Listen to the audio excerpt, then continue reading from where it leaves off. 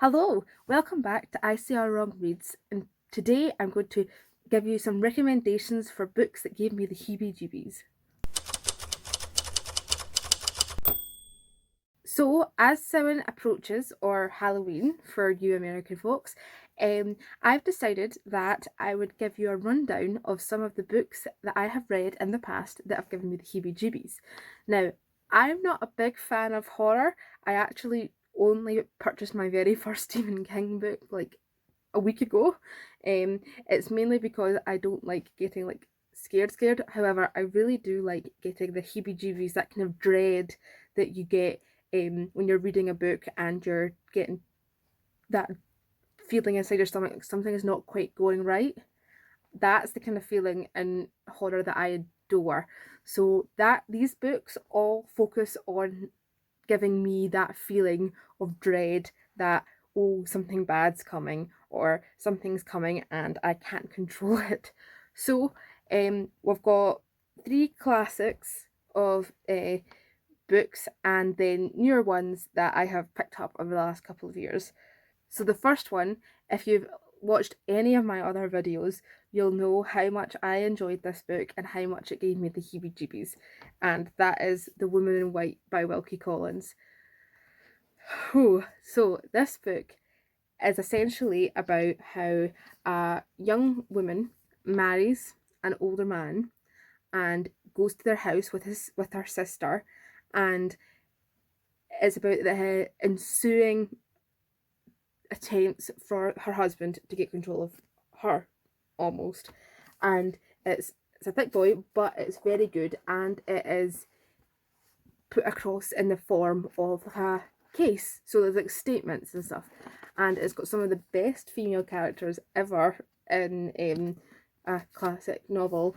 And it's just so gripping and pulls you in. And that whole section, the narrative of Marion Halcombe, is just so heebie-jeebies and so on the edge of your seat wanting to find out more that you just fire right through it and you don't realise how much you're reading because you're just so entranced by it. And it's such an accessible novel if you're wanting to get into these kind of books. It's very much written like the kind of in between the stage between like Charles Dickens and modern novels. So I would definitely highly recommend this one if you're looking for a bit of heebie-jeebies and something accessible that's also older. And another older novel that gave me that same feeling was Rebecca by Daphne du Maurier. And I put off reading this book because I thought it was about something completely different. I do that quite a lot, unfortunately. It's something that I kind of need to stop doing. But when I got into this, I read this almost in like 2 sittings. It was such a good book, and it's essentially about a young woman who marries an older man. I've got a theme coming through already, and she goes back to his estate and finds that everything is haunted by his not ex-wife, his wife that's recently died. And it's essentially about her finding out what happened to it and kind of coming to terms with that and trying to get out from underneath his dead wife's shadow. And it builds up and it builds up, and you really feel the narrator's kind of isolation and loneliness throughout the novel, which sets you on edge and gives you those heebie-jeebies, which you're all looking for. So that's Daphne du Maurier's Rebecca. It's a cracking novel, and I would highly recommend picking this one up if you're looking for some mystery, but also it's not really thriller-esque. These two books I wouldn't say are thriller-esque, but it's like on the edge of being a thriller, even though thriller wasn't really a thing that kind of happened at this point, which is why I would recommend them. Now, talking about an actual thriller or an actual crime book, The Silence of the Lambs by Thomas Harris. Now, I'm going to just put it out there. This book didn't give me the heebie-jeebies as much as the film did, especially the scene where Clarice is chasing around the bad guy in his house with night vision goggles on. That scares my sister especially every single time. But the book is a good read and also gives you that stressful feeling. There is some questionable bits that didn't make it into the film, which was probably better that it didn't make it in the film, because it just made the film slightly more timeless than it would have been. But it's a good day to spend your time. I wouldn't necessarily recommend the other books in this series. This was the only one I actually enjoyed, and I didn't enjoy this one as much as I did in the film. I just wanted to bring it up to highlight one of my favourite films, which is Silence of the Lambs, with Anthony Hopkins and Jodie Foster, and the kind of feeling that it gave you. So next up we've got some newer books, and first up we're going to have The Miniaturist by Jessie Burton. So I read this during a time when I didn't read much at all. My friends all picked this up, and they really enjoyed it, so I also picked it up, and we kind of read it because of 4. So this is essentially about a young woman who marries a slightly older man in 17th century Amsterdam, and she goes to his house in Amsterdam, and as a wedding gift he gives her a life size, well, not a life size, but like a model of their house in Amsterdam, and she can order little miniature of like furniture and stuff like that, and she can like play with it. It's a dollhouse essentially, right? And suddenly miniatures start popping up that she didn't order, that is like telling a story of the future, and it's like spooky, and it's got such a good atmosphere, and oh yeah, I would highly recommend this one. There is one bit that sets my teeth on edge near the front, but that's not because it's scary, I just don't like the wording of it. But it's just, as it goes on, you realise you're more attached to the characters than you think you were, so you get more and more stressed for them all the way through, and it just does such a brilliant job of creating the setting and getting you involved in the characters' lives and the stories, and that's where the Heebie Jeebies come from, because you're just so worried about it. So then I picked up right at the beginning of last year, 2020, when I started getting properly into reading again. I tried to decide that I would pick up one that was labelled as horror to try and get myself a go at it, and turns out it's not horror. It's a Gothic thriller, which is perfectly up my street because I love Gothic and I love kind of thrillers, that kind of thing, which is strange that I've not managed to make that jump into horror yet, but Stephen King's on my shelf, I'll be doing it at some point. So that will be Wakenhyrst by Michelle Paver.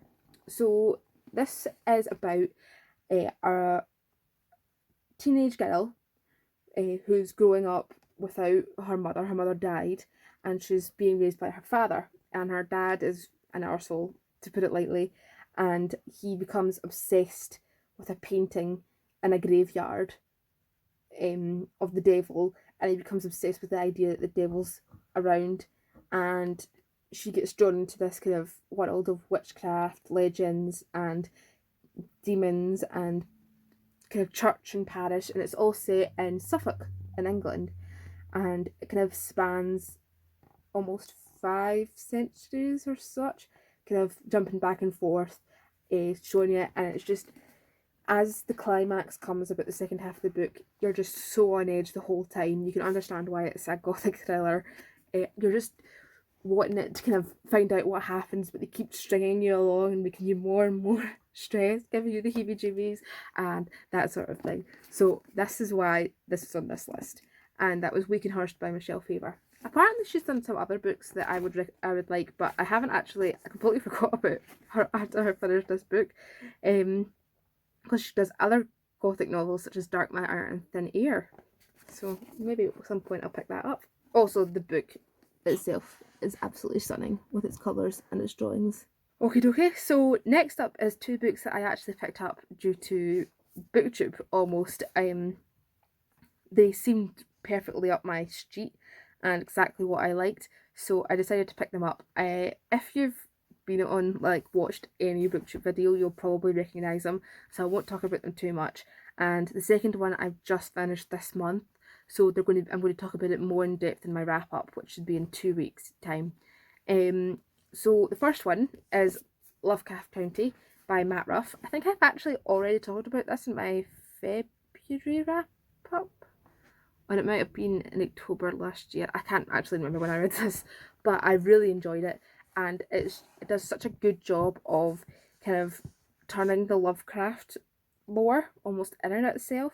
So as you know, Lovecraft was very, very racist, and this kind of turns that on its head and gives it as a medium to show parallel the racism of the 60s and the 50s in America. And so the main characters are dealing with this kind of Lovecraftian beings while also dealing with racism in America.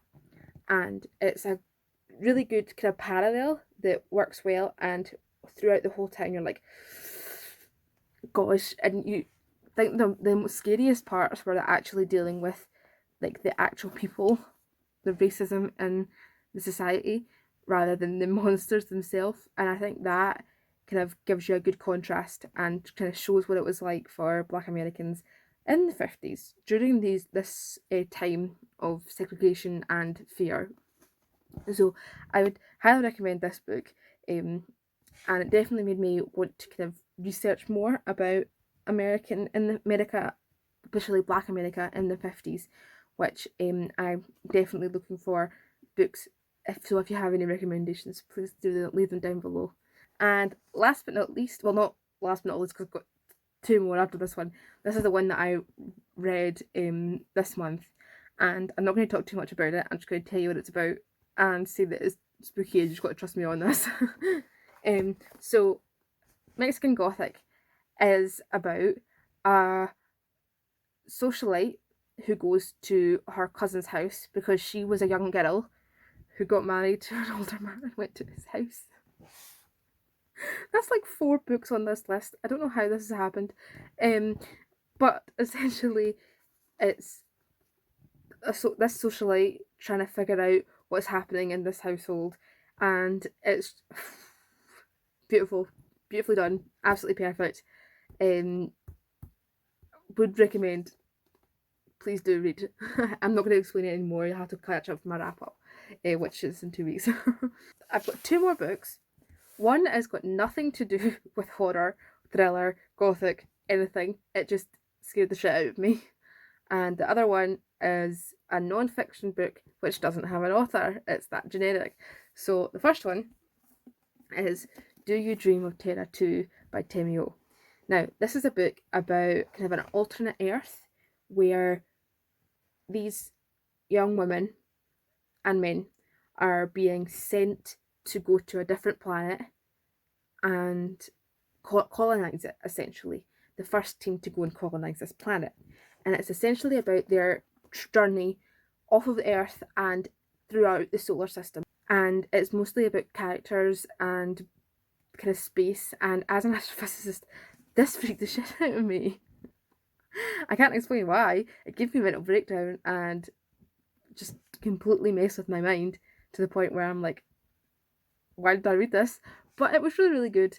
And I do think it was more about kind of a lot of teen drama was in it. But if you ignore that, then you've got a kind of creeping horror book in its own way, which I don't think the writer was quite aiming towards. But I would highly recommend giving this a shot if you like books kind of, it's not like a sci-fi, well, it is a sci-fi book, but it's not like sci-fi and like high sci-fi. It's kind of like low sci-fi because it is very much about the ins and outs of a first expedition to somewhere else. So it's kind of got that grounding to modern day society. And last but not least, we have a book which gave me nightmares as a child when I first read it. It's a Lomond book that you find in a tourist shop in Scotland if you ever go for it, and it's Scottish Ghosts by Lomond Books. So it's essentially just about Scottish ghosts from all across Scotland, and I wasn't afraid until I got to the one about, what was it? Was it the Loch Lomond ghost? And when I bought this, I was on the edge of Loch Lomond and it was near Sound, so I was absolutely terrified and I had like nightmares, so much so that my parents took the book off me because it kept giving me nightmares, but I kept reading it. So now I've got the book back. I've not actually finished it. But if you want some scary ghosts that probably are only scary to a 8-year-old, then this is what you want. You want Scottish Ghosts by Lomond Books. It doesn't even have an author. Oh, it does. Lily Seafield. Yep, so Lily Seafield, well done. You terrified me as a child. And it was first printed in 1999, which was when I was born. So maybe that was... Oh, that was it. Phantom lights. That's what scared me the most. I used to have nightmares that there was phantom lights floating outside my window that was going to come and take me away. Well, so that's my 9 books that gave me heebie-jeebies over my time of reading them. I hope you enjoyed, and I'll see you next week. Happy Samhain, or Happy Halloween. Bye-bye.